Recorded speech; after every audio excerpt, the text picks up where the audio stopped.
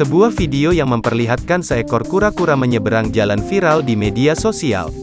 Rekaman itu diunggah di Instagram oleh akun @memomedsos, Jumat, tanggal 20 Mei tahun 2022. Video viral berlatar kebun kelapa sawit itu menampilkan kura-kura yang tengah menyeberang jalan yang ramai dilalui kendaraan bermotor.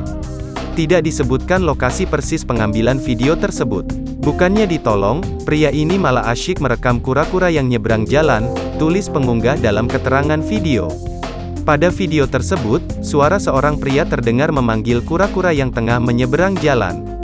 "Kura-kura, mau kemana?" "Kesini," ujarnya. Pria perekam video ini terus menyemangati kura-kura yang masih terdiam meski truk tersebut telah lewat. Sontak video tersebut mendapat beragam komentar dari warganet. Sejumlah warganet menghujat perekam video yang tak membantu kura-kura menyeberang.